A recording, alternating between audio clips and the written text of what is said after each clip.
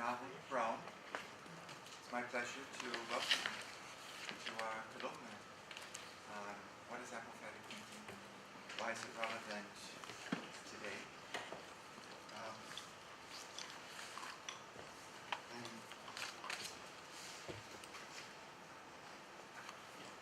I want to thank you for your patience in the long, drawn-out, and difficult organization of this conference. Nahum and I are delighted it has come together, even after all of the peripheties, and wonderful to see you here. We did actually lose some people along the way because of just not being able to have the final approval until so late. Let me just mention who has come here from Chinese University of Hong Kong, Xingjie, David Chai. We have from further abroad, even from Germany, Karl-Heinz Paul and his wife Linda. From Korea, Seoul, Anthony Adler, and from Scotland, Andrew Haas. Andrew Haas, who is the editor of Literature and Theology, among other things, a Hegel scholar, and he's written actually the book that I might first compare to the book that we're discussing, Autumn's O. Very good book. Yeah, it really is a very broad perspective on something of the same tradition. Of course, it's a different tradition every time a different author takes it up.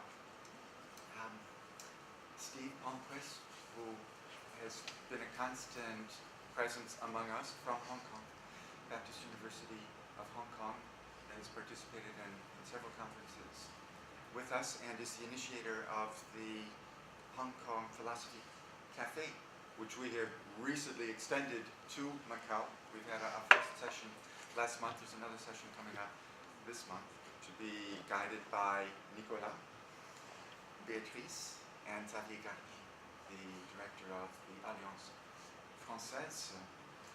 So part of this is actually our region, bringing people together. The original conception was more modest. It was to have just a few interlocutors in a very informal discussion. It grew happily. It's become an international conference, which we're very pleased about. That does put some constraints on us. We have to keep to a program to make sure that everyone has their turn to speak. Nevertheless, we would hope that the spirit of open, spontaneous exchange can nevertheless inhabit us as we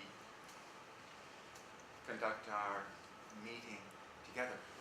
I didn't quite finish the introductions. Hideko Mitsui from University of Macau is joining us as well. Mario Venning is not here, but will be shortly. Lucie Garnier from St. Joseph's, and we're initiating collaboration with our other Macau University, St. Joseph's, with exchanges among students as well. The people that are not here, although they've indicated that they will be contributing to the volume that we envisage coming out of this conference, are Jeremiah Albert, ICU, International Christian University in Tokyo. And maybe I should say that the idea for this conference came to me from Jeremiah, who, and Anthony was here, who actually hosted a conference. It was maybe 2013, now we're 2015, in Tokyo on a previous book of mine, Dante and the Sense of Transgression.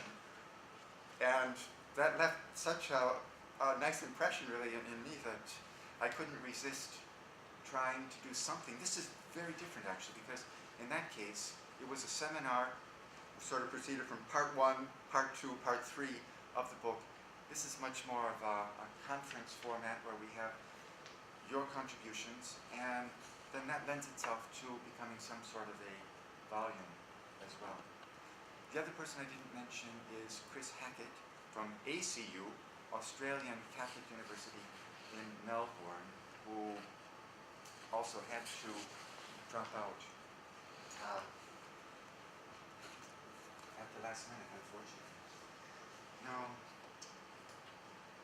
of course, my thanks go in the first place to Nathan Brown, co-organizer, and he's also the one who has enabled this to become an international conference beyond the initial conception.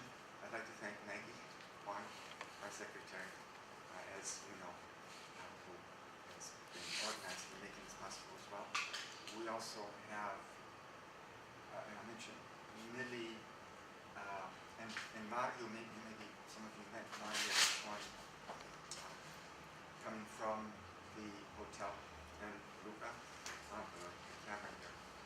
thank you to all of you. But I really want to thank the participants for coming, for their interest in this topic or non-topic. As Derrida remarks in Comment ne pas parler, negative theology does not exist. What exists is a corpus of writings, some kind of a tradition or multiple traditions, because he really centers on Christian negative theology. Of course, you have Sufism, Kabbalah, and myriad other esoteric, and even within analytical philosophy, there's a kind of apophaticism in certain strands of it. What we have to deal with, since it's such an elusive kind of topic, is rather this corpus or even cadaver. The corpus Dionysiacum is, of course, the primary example before us. Here's another cadaver that becomes the occasion then for us to address this non-theme of unsayability. We do so not necessarily by talking about it as an object, but by inhabiting it, by applying it, extending it, recontextualizing it, recreating it in other contexts. And what I really propose to do to start us off is to project this work into the further context of the sequel to this work, the manuscript that I've been working on over the last 2 years since I've been here in Macau, called Apophatic Paths from Europe to China, Regions Without Borders. So I'm going to read something from the preface of that work.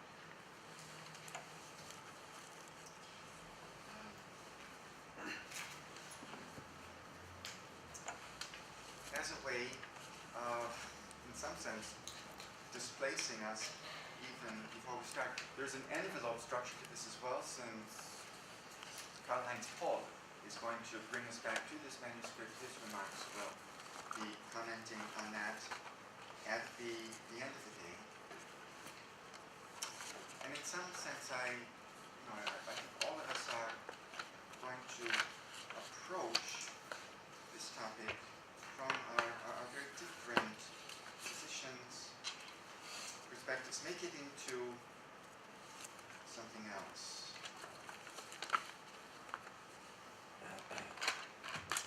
So this book, which is now the sequel, is part of a larger project of rethinking philosophy and culture across historical ages and geographical continents through apophatic lenses, or in other words, through the perspective of negation, of what does not appear, of what is not or even can be said.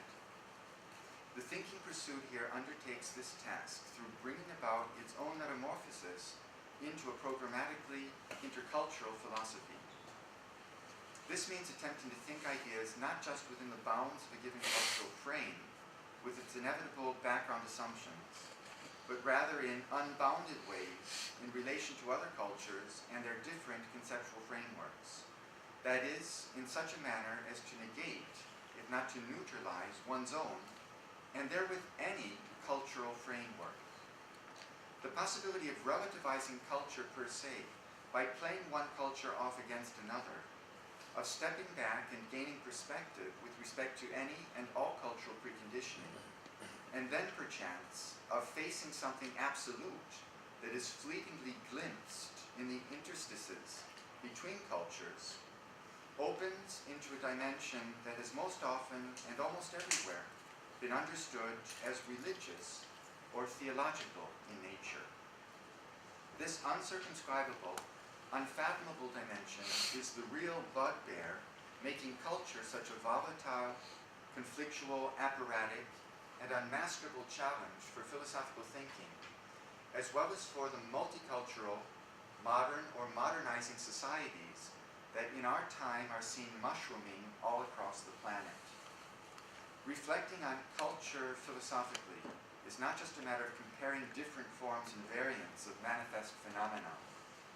More deeply, it entails sounding out the ungraspable ground of all cultural expressions, whether this abyss is imagined as residing in human nature, or in the structure of language, or in a divine endowment and destiny. We are creatures of culture even before we are self-consciously aware as subjects or agents, and centrally at stake in the philosophy of culture, most conspicuously since the Enlightenment, is the question of universality. The title in hand will eventually be subsumed under a broader topic, the universality of what is not, the apophatic turn in critical thinking. Those are then further parts of this wider, multi-faceted project on apophasis. Now I'm currently working on this volume of the intercultural phase of my apophatic project. I wanted to mention that even beyond this conference, now on the horizon there are some further efforts of a similar nature. There's a session being organized for the AAR, the American Academy of Religion, next November on apophaticism, taking this work and its predecessor on what cannot be said as the organizing framework. There's a conference being organized for spring 2016 in Vanderbilt. I should say that it's owing to some of my former PhD students and true believers in the apophatic faith, perhaps even more than I myself would pretend to be. But strangely, this is the way in which movements get underway. It's not just the text by itself. It's the way people take it up and run with it. This is something that I begin to see. I like most of us, I've been interested in working out my ideas. But at some stage, somebody has to take the initiative to bring it into the public forum. And I see that beginning to happen, thanks really to the industry and commitment of some others that I'm grateful to. So the present volume, that is Apophatic Paths from Europe to China, is issued as a first installment, complete and coherent in itself, of that more comprehensive project. The broader project works from the insights of negative theology as it emerges in Western civilization from antiquity, especially in Neoplatonism, and develops in medieval and Baroque mysticisms, continuing all the way to modern and postmodern formulations in philosophy, religion, literature, and the arts. The work now being presented to the public, and again, this is Apophatic Paths, carries the self-critical vocation of such negative or apophatic thought into unconfined regions beyond what is recognized as the West through encounter with Eastern, particularly Chinese traditions and their characteristic modes of thought.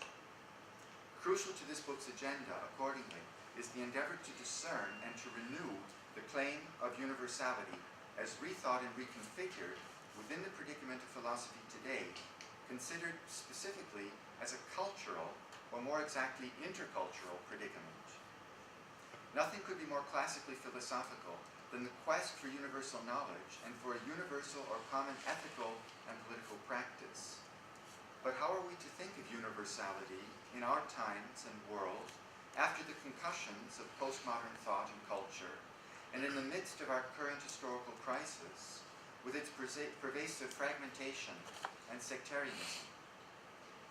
A conviction concerning the preeminent, perhaps paradoxical value of theology, particularly in its infinitely self-critical form as negative theology, as a guide to this rethinking, animates my previous works in this vein, particularly my books on What Cannot Be Said and A Philosophy of the Unassailable. The specific focus of the volume in hand is on the intercultural aspects and underpinnings of such an apophatic philosophy. In order to illuminate this focus from below, and by a more particularized light than that of purportedly pure universal reason, it will be useful and appropriate to begin in an autobiographical mode with a retrospective reflection on the author's personal path from Europe to China in its geographical historical context. I write from within China, or more exactly from Macau, a special administrative region, right, SAR, of the People's Republic of China. This special status is legislated to last for a limited time only until 2049, for exactly 50 years, starting from the 1999 handover of Macau to China by the Portuguese colonial government. This scenario is roughly synchronized with the similar handover of Hong Kong to China by Great Britain in 1997. But particularly Macau today has become the theater of a great experiment being conducted by the People's Republic of China in an attempt to test the viability of opening its territory to Western-style intellectual freedom and unrestricted cultural exchange, while still maintaining an authoritarian form of government centered in Beijing. If this kind of controlled freedom can be fostered in Macau without creating a climate of revolt against the central Chinese government, maybe the model can be extended to other areas in the interior of the mainland. Something like this, we may surmise, might be the reasoning of the regime in Beijing. There is much at stake for the future of China, and consequently of the world, in seeking and finding ways of forging a viable form of compatibility between such overtly divergent types of civilization. Within the first decade of the new millennium, the University of Macau began announcing, to the end of hiring leading Western academics, its all-out bid to become a world-class research institution with a mandate from Beijing. In effect, whether intentionally or not, the aim was to revive Macau's historical role as a gateway to the West. Historically, Macau had been the point of entry into China for the Christian missionaries who first initiated contact with this ancient empire in the early modern period. It has remained a primary port of entry for Westerners and their wares, including not least their ideas, ever since. When in 2011 I accepted an appointment as Professor of Philosophy and Religions at the University of Macau, I imagined myself to be following in some sense in the wake and retracing the path of Matteo Ricci, the Italian Jesuit who arrived in the Portuguese mission and trading post of Macau, anglicized as Macau with an O, right, you see the U or the O, in 1582.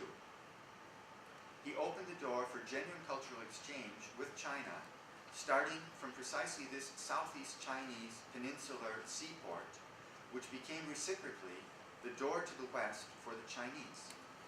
In fact, Macau's Chinese name, Aomen, is built on the Mandarin character Men for door. It's in the logo of the university. Aomen Shui. Here we have this character Men. The pictogram for this word can be construed as representing the two facing leaves or panels of a swinging double door, which is familiar, ironically, from the decor of saloon sets in Hollywood westerns. Matteo Ricci's phenomenal linguistic and scientific talents enabled him to master the Chinese language and to begin translating its classics. He produced the earliest Western translations of the canonical 4 books, Sishu, of Confucianism. He counts as the outstanding figure intellectually among the first modern Europeans to penetrate the Central Kingdom, Zhongguo, China, in the literal sense of its name. My taking up a post in Macau was an adventurous turn in my more than 2-decade-old career as a professor of comparative literature at Vanderbilt University in the USA. I had pursued this career also in Europe and Asia, thanks to several sabbatical years and to visiting appointments in Germany, Austria, France, Italy, and Hong Kong. My research had come to concentrate more and more on the apophatic, that is, on the unsayable, as it is manifest in philosophical, religious, literary, and artistic productions. I cultivated and researched this topic in the Western traditions flourishing in the European languages that I passionately read and speak. But at a certain point, I was compelled to pursue the topic also in relation to Eastern cultures. The wisdom of the unsayable is even more pronounced in the most widespread and influential of Asian traditions, ranging from the Advaita Vedanta, deriving from the Vedas and Upanishads, through Buddhism and Taoism, among other classical spiritual traditions. I had written extensively on Western traditions from Plato to postmodernism, yet as a scholar of comparative literature and philosophy and religion, I could not help but discern on the horizon the ineluctable challenge of going global. I had taught comparative literature at the University of Hong Kong in 2005 and was appointed there as Professor of European Studies in 2011. However, before actually moving into that position, I swapped it for another role as head of the nascent philosophy and religion program at the nearby University of Macau. This seemed to open even more novel and adventurous possibilities of building something truly unique and answering to the calling of a particular world historical moment. My wife, the French poet, Béatrice Machet, was also hired by the University of Macau to teach creative writing. So she too was able to contribute richly to the intercultural experiment that we undertook together. This French connection, however, is also crucial and perhaps more pertinent in yet another respect. My discovery and exploration of classical Chinese culture has been guided all along by François Julien, the eminent French philosopher and sinologist, titular chair of alternity at the Collège d'études mondiales. Thanks to Julien's many books, but also to the opportunity to directly interact with him in Cerisy-la-Salle and in Taiwan as well, I've been able to develop my ideas concerning the apophatic aspects of Chinese thought in dialogue with his magisterial presentation of classical Chinese texts and culture. So much then for my circuitous route to this subject. Some explanation was called for in order to account for how a philosopher of Western humanities and a Dante scholar should have embarked on this foray into Far Eastern, especially Chinese philosophy and literature. Such ventures are in fact sometimes necessary in the name of what more specialized scholarship, for all the precision of its analyses, cannot completely grasp or fathom. Of all topics, especially this one, that of the unsayable, inevitably spans disciplines and areas, geographical, but also cultural and spiritual, and erases their ostensible yet illusory boundaries. Now there's one more part of this preface, which is the introduction to an intercultural philosophy of universalism. I did plan to read this. Let me start and see if we have some time. Also, in this spirit of open, spontaneous exchange, let me pause. If anyone does feel that they want to interject a remark at this point, do feel free.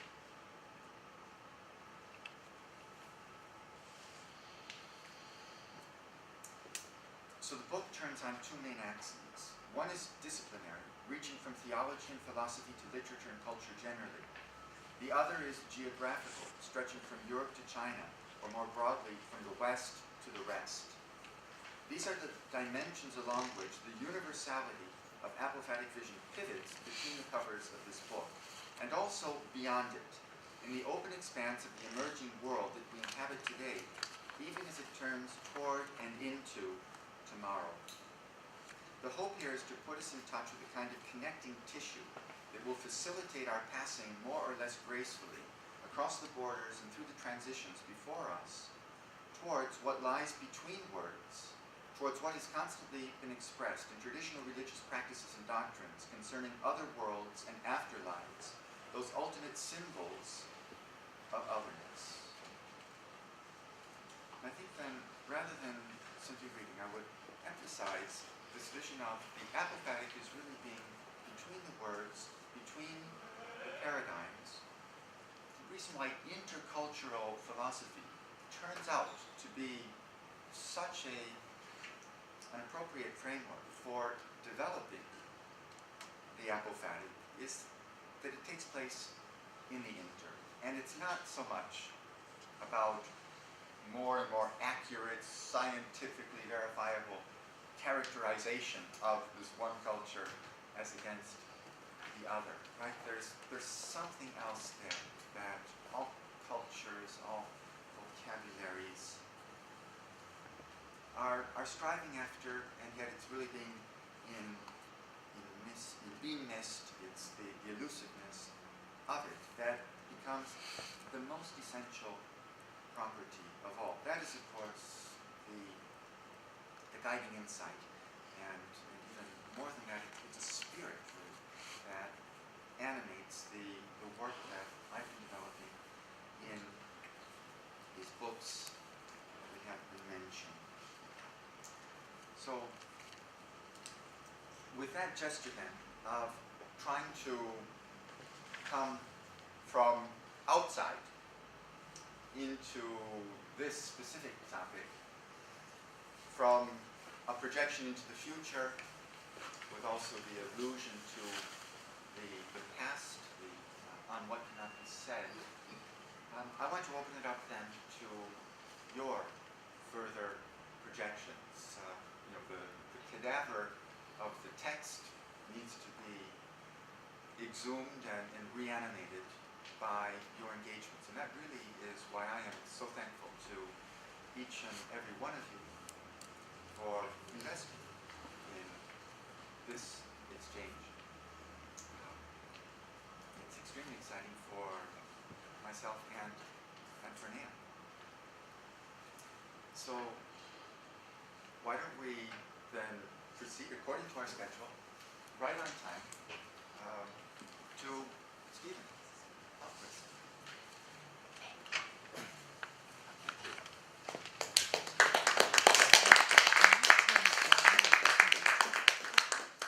And Nathan is the moderator this morning, Mario this afternoon,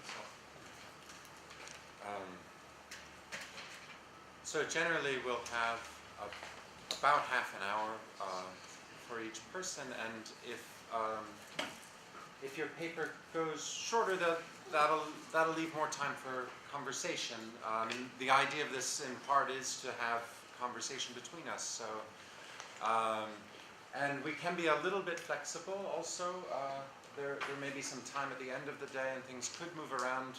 But I'd like to keep to the structure to some extent also. So, our first speaker, Dr. Stephen Palmquist from Hong Kong Baptist University, and the title of the talk he will give is there a logic of the ineffable, or how is it possible to talk about the unsayable?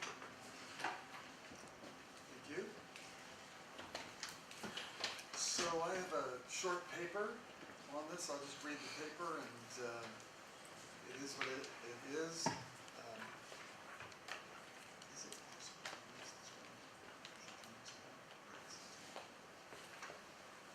So is there a logic that governs the unsayable? My talk today proposes and defends a single, fixed, definite answer to this question. I shall argue, moreover, that there can be no other answer than this, if one chooses to view the many and varied attempts to talk about the ineffable, so aptly illustrated and reviewed in and